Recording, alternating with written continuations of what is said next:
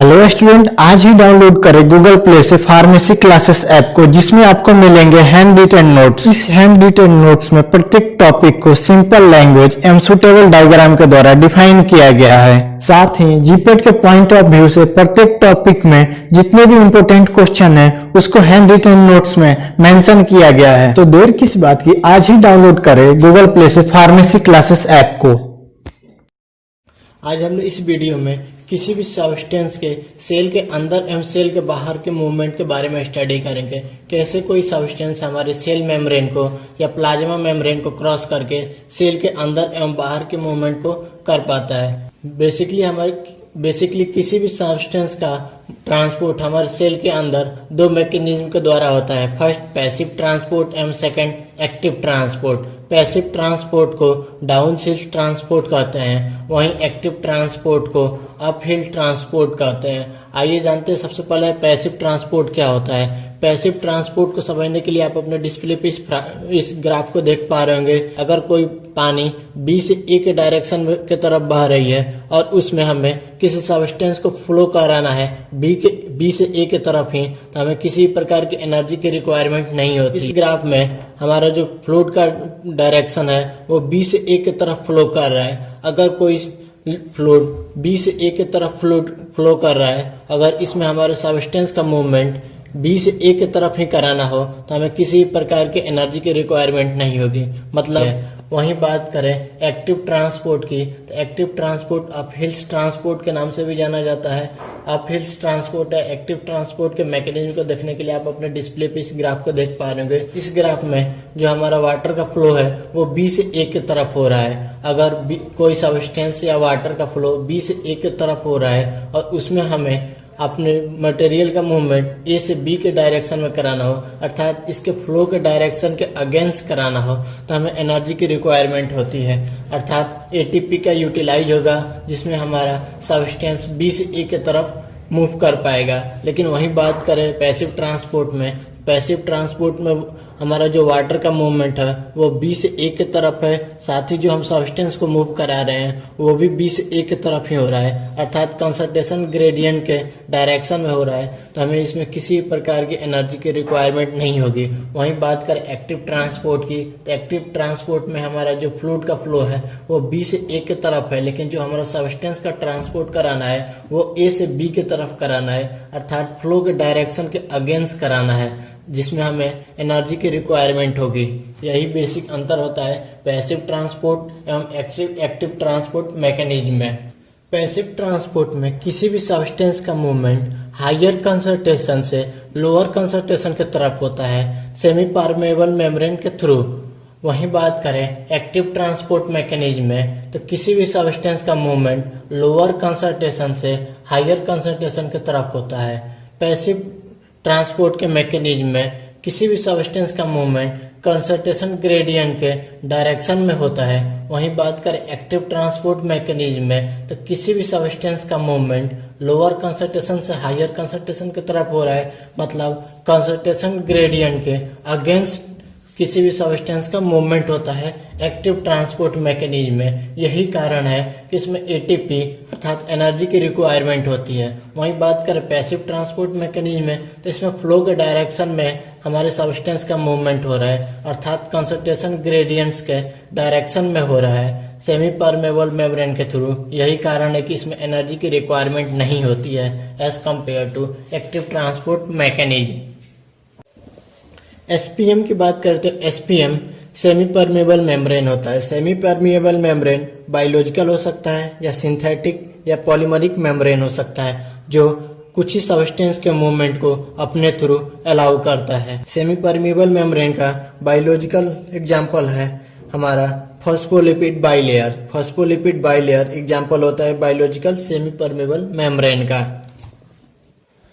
Passive transport mechanism में higher concentration से lower concentration की तरफ हमारे सब्सटेंस का मूवमेंट हो रहा है, इसीलिए यह एनर्जी इंडिपेंडेंट मैकेनिज्म होता है ट्रांसपोर्ट का किसी भी सब्सटेंस का। वहीं बात करें एक्टिव ट्रांसपोर्ट का तो ये एनर्जी डिपेंडेंट ट्रांसपोर्ट हो रहा है, क्योंकि इसमें सब्सटेंस का मूवमेंट लोअर कंसंट्रेशन से हायर कंसंट्रेशन की तरफ हो रहा है, जिससे हमें एनर्जी की रिक्वायरमेंट होगी। इसीलिए ये एनर्जी डिपेंडेंट ट्रांसपोर्ट मैकेनिज्म होता है, एक्टिव ट्रांसपोर्ट मैकेनिज्म। वहीं बात करें पैसिव ट्रांसपोर्ट मैकेनिज्म की तो यह एनर्जी इंडिपेंडेंट ट्रांसपोर्ट मैकेनिज्म होता है।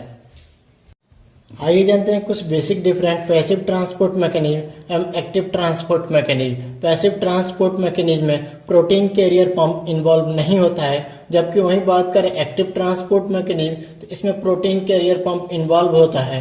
प्रोटीन कैरियर पंप क्या होता है, आइए इसके बारे में डिस्कस करते हैं। आप अपने डिस्प्ले पे इस डायग्राम को देख पा रहे होंगे, ये फॉस्फोलिपिड मेम्ब्रेन है और हम जानते हैं कि फॉस्फोलिपिड मेम्ब्रेन में प्रोटीन मॉलिक्यूल अटैच रहता है। ये जो बड़ा स्ट्रक्चर दिख रहा है ये प्रोटीन मॉलिक्यूल है जो इस फॉस्फोलिपिड मेम्ब्रेन में अटैच रहता है। ये फॉस्फोलिपिड मेम्ब्रेन सब्सटेंस के ट्रांसपोर्ट में इन्वॉल्व होता है। जैसे ही कोई सब्सटेंस इस फॉस्फोलिपिड मेम्ब्रेन के प्रोटीन के पास आता है, यह प्रोटीन ओपन हो जाता है जस्ट लाइक एक चैनल, एवं सब्सटेंस इस प्रोटीन मॉलिक्यूल के थ्रू सेल के अंदर एंटर कर जाता है। यह सेल के बाहर का सरफेस है एवं ये सेल का अंदर, एवं सेकेंड स्टेप में यह सब्सटेंस सेल के अंदर एंटर कर गया।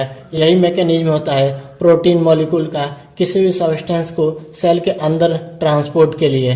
Passive transport mechanism slow step होता है, स्लो प्रोसेस होता है as compare to active transport mechanism. Active transport mechanism में एटीपी यूटिलाइज होता है एनर्जी के फॉर्म में, जिससे किसी भी सब्सटेंस को लोअर कंसंट्रेशन से हायर कंसंट्रेशन की तरफ मूव करने में। पैसिव ट्रांसपोर्ट मैकेनिज्म में मेंटेन इक्विलिब्रियम को मेंटेन किया जाता है। पैसिव ट्रांसपोर्ट मैकेनिज्म में किसी भी सब्सटेंस का मूवमेंट तब तक होता है जब तक दोनों साइड सब्सटेंस का इक्विलिब्रियम स्थापित ना हो जाए। जब तक इक्विलिब्रियम स्टेबल नहीं होगा तब तक मूवमेंट सब्सटेंस का मूवमेंट होता रहेगा। वहीं बात कर एक्टिव ट्रांसपोर्ट मैकेनिज्म में, इसमें इक्विलिब्रियम डिस्टर्ब हो जाता है, क्योंकि इसमें सब्सटेंस का मूवमेंट लोअर कंसंट्रेशन से हायर कंसंट्रेशन की तरफ होता है। पैसिव ट्रांसपोर्ट मैकेनिज्म में किसी भी सब्सटेंस का मूवमेंट बाई डायरेक्शन में होता है, जबकि वहीं बात करें एक्टिव ट्रांसपोर्ट मैकेनिज्म में तो इसमें सब्सटेंस का मूवमेंट लोअर कंसंट्रेशन से हायर कंसंट्रेशन की तरफ होता है, अर्थात वन डायरेक्शन में किसी भी सब्सटेंस का मूवमेंट एक्टिव ट्रांसपोर्ट मैकेनिज्म के द्वारा होता है। पैसिव ट्रांसपोर्ट मैकेनिज्म एक फिजिकल प्रोसेस है। वहीं बात करें एक्टिव ट्रांसपोर्ट मैकेनिज्म की, एक्टिव ट्रांसपोर्ट मैकेनिज्म एक वाइटल प्रोसेस होता है। पैसिव ट्रांसपोर्ट मैकेनिज्म टेम्परेचर के द्वारा अफेक्ट नहीं होता है, लेकिन वहीं बात करें एक्टिव ट्रांसपोर्ट मैकेनिज्म तो ये टेम्परेचर के द्वारा अफेक्ट हो सकता है। पैसिव ट्रांसपोर्ट मैकेनिज्म में ऑक्सीजन लेवल से किसी प्रकार का संबंध नहीं होता है, अर्थात इस प्रोसेस में ऑक्सीजन का कोई भी इन्वॉल्व नहीं होगा। अगर ऑक्सीजन लेवल बढ़े या घटे, पैसिव ट्रांसपोर्ट मैकेनिज्म में इसका कोई फर्क नहीं पड़ेगा। सब्सटेंस का मूवमेंट हायर कंसंट्रेशन से लोअर कंसंट्रेशन की तरफ होता रहेगा। लेकिन वहीं बात करें एक्टिव ट्रांसपोर्ट मैकेनिज्म की तो उसमें सब्सटेंस का मूवमेंट लोअर कंसंट्रेशन से हायर कंसंट्रेशन की तरफ होता है, जिसमें एटीपी का यूटिलाइज होता है एनर्जी के फॉर्म में, और इसमें ऑक्सीजन इंपॉर्टेंट रोल प्ले करता है। अगर इस प्रोसेस में ऑक्सीजन का लेवल कम हुआ तो यह प्रोसेस स्टॉप हो सकता है या स्लो हो सकता है। तो अर्थात हम कह सकते हैं कि एक्टिव ट्रांसपोर्ट मैकेनिज्म में oxygen main important role play करता है। अगर ऑक्सीजन लेवल कम होगा तो एक्टिव ट्रांसपोर्ट मैकेनिज्म अफेक्ट हो सकता है। पैसिव ट्रांसपोर्ट मैकेनिज्म की बात करें तो पैसिव ट्रांसपोर्ट मैकेनिज्म हमारे मेटाबॉलिक इनहिबिटर के द्वारा अफेक्ट नहीं होता है। मतलब पैसिव ट्रांसपोर्ट मैकेनिज्म में हम किसी भी सब्सटेंस का मूवमेंट हायर कंसंट्रेशन से लोअर कंसंट्रेशन की तरफ कराते हैं, जिसमें एनर्जी का यूटिलाइज नहीं होता है। अगर एनर्जी का यूटिलाइज ही नहीं होगा तो ये हमारे मेटाबॉलिक इनहिबिटर के द्वारा अफेक्ट नहीं होगा यह प्रोसेस। वहीं बात करें एक्टिव ट्रांसपोर्ट मैकेनिज्म की तो एक्टिव ट्रांसपोर्ट मैकेनिज्म में किसी भी सब्सटेंस का मूवमेंट लोअर कंसंट्रेशन से हायर कंसंट्रेशन की तरफ होता है, जिसमें यूटिलाइज होता है एटीपी। इस एटीपी यूटिलाइज होने के कारण ही यह ट्रांसपोर्ट मैकेनिज्म अफेक्ट हो सकता है मेटाबॉलिक इनहिबिटर के द्वारा। अगर मेटाबॉलिक इनहिबिटर आएगा तो इस ट्रांसपोर्ट मैकेनिज्म को इनहिबिट कर देगा। अगर एनर्जी ही नहीं मिलेगी तो एक्टिव ट्रांसपोर्ट मैकेनिज्म होगा ही नहीं। तो हम कह सकते हैं कि एक्टिव ट्रांसपोर्ट मैकेनिज्म में अफेक्ट किया जा सकता है मेटाबॉलिक इनहिबिटर के द्वारा। वहीं बात करें पैसिव ट्रांसपोर्ट मैकेनिज्म की, तो इसमें एनर्जी का यूटिलाइज ही नहीं हो रहा है, मतलब मेटाबॉलिक इनहिबिटर का इसमें किसी भी प्रकार का इम्पोर्टेंट रोल नहीं है। वहीं बात करें पैसिव ट्रांसपोर्ट मैकेनिज्म की में, तो oxygen, monosaccharide, water, carbon dioxide, lipid transport किए जाते हैं पैसिव ट्रांसपोर्ट मैकेनिज्म के द्वारा। लेकिन एक्टिव ट्रांसपोर्ट मैकेनिज्म में मैक्रोमोलिक्यूल को ट्रांसपोर्ट किया जाता है, जैसे प्रोटीन, कार्बोहाइड्रेट को एक्टिव ट्रांसपोर्ट मैकेनिज्म के द्वारा ट्रांसपोर्ट किया जाता है। पैसिव ट्रांसपोर्ट मैकेनिज्म की एग्जांपल की बात करें तो पैसिव ट्रांसपोर्ट मैकेनिज्म को किडनी, लिवर एवं लंग्स के एल्वोलाई में होता है। लेकिन वहीं बात करें एक्टिव ट्रांसपोर्ट मैकेनिज्म के एग्जांपल की, तो एक्टिव ट्रांसपोर्ट मैकेनिज्म इन्वॉल्व होता है सोडियम पंप एवं ग्लूकोज का सिलेक्शन इंटेस्टाइन से में। पैसिव ट्रांसपोर्ट मैकेनिज्म इन्वॉल्व होता है किडनी में, लिवर में एवं लंग्स के एल्वोलाई में। किडनी के थ्रू जितने भी हमारे एक्सक्रीटेड प्रोडक्ट है वो पैसिव ट्रांसपोर्ट मैकेनिज्म के थ्रू ही हमारे किडनी के थ्रू बॉडी से बाहर होते हैं। वहीं बात करें लिवर की, तो लिवर अपना जितना भी सिक्रेशन पैसिव ट्रांसपोर्ट मैकेनिज्म के थ्रू ही करता है। और वहीं बात करें लंग्स के एल्वोलाई की, तो जो भी गैस का एक्सचेंज होता है हमारे लंग्स के एल्वोलाई में वो पैसिव ट्रांसपोर्ट मैकेनिज्म के थ्रू ही होता है। एक्टिव ट्रांसपोर्ट मैकेनिज्म इन्वॉल्व होता है सोडियम पंप में, अर्थात हमारे बॉडी के जितने भी इलेक्ट्रोलाइट हैं उनको मेंटेन करता है एक्टिव ट्रांसपोर्ट मैकेनिज्म। साथ ही हमारे इंटेस्टाइन से ग्लूकोज का ट्रांसपोर्ट एक्टिव ट्रांसपोर्ट मैकेनिज्म के द्वारा ही होता है। जैसा कि हम जानते हैं किसी भी मटेरियल का मूवमेंट सेल मेम्ब्रेन को क्रॉस करके होता है, तो उसमें दो प्रकार के मैकेनिज्म इन्वॉल्व होते हैं, पैसिव ट्रांसपोर्ट मैकेनिज्म एवं active transport mechanism. Passive transport mechanism के एग्जांपल है डिफ्यूजन, फैसिलिटेड डिफ्यूजन एवं ऑस्मोसिस। वहीं एक्टिव ट्रांसपोर्ट मैकेनिज्म के अंदर सोडियम पंप आता है जिसमें 30% एटीपी यूटिलाइज होता है, जो मेंटेन करता है होम्योस्टेसिस ऑफ इलेक्ट्रोलाइट सोडियम एवं पोटेशियम का। आइए जानते हैं सबसे पहले डिफ्यूजन क्या होता है। डिफ्यूजन में किसी भी सब्सटेंस का मूवमेंट हायर कंसंट्रेशन से लोअर कंसंट्रेशन की तरफ होता है through semi permeable membrane. Semi permeable membrane biological, polymeric एवं सिंथेटिक मेम्ब्रेन होता है जो कुछ ही सब्सटेंस को मूव करने देता है अपने थ्रू। डिफ्यूजन प्रोसेस में हमें किसी भी प्रकार की एनर्जी की रिक्वायरमेंट नहीं होती है। डिफ्यूजन प्रोसेस अफेक्ट नहीं होता है टेम्परेचर के द्वारा या फिर ऑक्सीजन लेवल के द्वारा। डिफ्यूजन प्रोसेस में हमें स्लो प्रोसेस होता है as compare to active transport mechanism. Diffusion process एक फिजिकल प्रोसेस होता है जिसमें किसी भी प्रकार की एनर्जी की रिक्वायरमेंट नहीं होती है। डिफ्यूजन प्रोसेस का एग्जाम्पल है हमारे बॉडी में ऑक्सीजन एवं कार्बन डाई का एक्सचेंज। हमारे सेल के अंदर ऑक्सीजन एवं कार्बन डाई का एक्सचेंज डिफ्यूजन प्रोसेस के द्वारा ही होता है एवं लंग्स के एल्वोलाई में भी ऑक्सीजन एवं कार्बन डाई का एक्सचेंज डिफ्यूजन प्रोसेस के द्वारा ही होता है। डिफ्यूजन में किसी भी सब्सटेंस का मूवमेंट कंसंट्रेशन ग्रेडियंट के डायरेक्शन में ही होता है। यही कारण है कि डिफ्यूजन प्रोसेस में हमें एनर्जी की रिक्वायरमेंट नहीं होती है। वहीं बात करें एक्टिव ट्रांसपोर्ट मैकेनिज्म में, इसमें सब्सटेंस का ट्रांसपोर्ट लोअर कंसंट्रेशन से हायर कंसंट्रेशन की तरफ होता है, अर्थात कंसंट्रेशन ग्रेडियंट के अगेंस्ट होता है। यही कारण है कि एक्टिव ट्रांसपोर्ट मैकेनिज्म में एटीपी का यूटिलाइज होता है एनर्जी के लिए। वहीं डिफ्यूजन प्रोसेस में किसी भी सब्सटेंस का मूवमेंट हायर कंसंट्रेशन से लोअर कंसंट्रेशन की तरफ होता है, अर्थात कंसंट्रेशन ग्रेडियंट के डायरेक्शन में होता है। इसीलिए हमें डिफ्यूजन प्रोसेस में एनर्जी की रिक्वायरमेंट नहीं होती है। फॉस्फोलिपिड बाइलेयर एक हमारा बायोलॉजिकल सेमी परमेबल मेम्ब्रेन का काम करता है जिसके द्वारा डिफ्यूजन प्रोसेस हमारे सेल के अंदर होती रहती है। डिफ्यूजन प्रोसेस में प्रोटीन कैरियर पंप इन्वॉल्व नहीं होता है।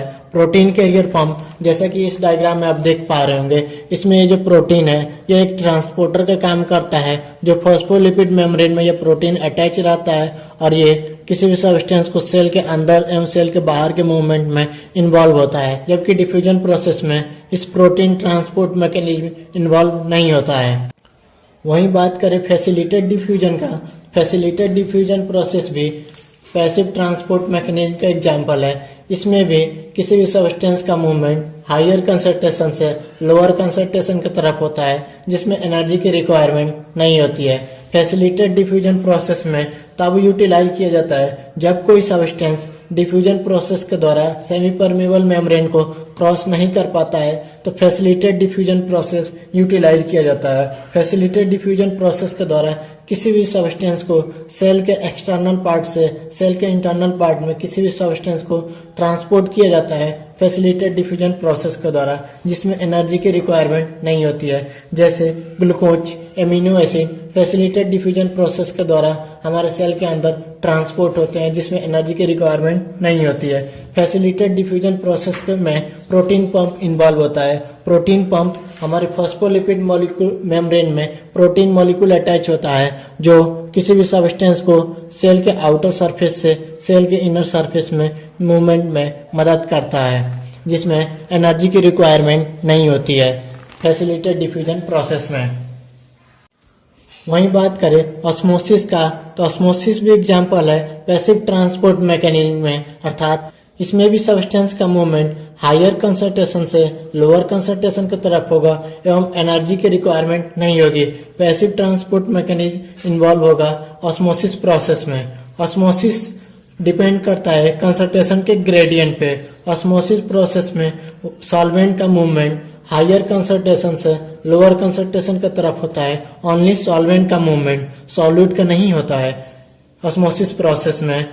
ऑस्मोसिस प्रोसेस में किसी भी सॉल्वेंट का मूवमेंट हायर कंसंट्रेशन से लोअर कंसंट्रेशन की तरफ तब तक होगा जब तक कि इक्विलिब्रियम एस्टेब्लिश ना हो जाए। तब तक ऑस्मोसिस में सॉल्वेंट का मूवमेंट हायर कंसंट्रेशन से लोअर कंसंट्रेशन की तरफ होता रहेगा, और यह एक स्पॉन्टेनियस प्रोसेस है जिसमें एनर्जी की रिक्वायरमेंट नहीं होती है, और ना ही ये टेम्परेचर के द्वारा अफेक्ट होता है, और ना ही इसमें ऑक्सीजन लेवल अपना कोई भी किसी भी प्रकार का इम्पोर्टेंट रोल प्ले करती है।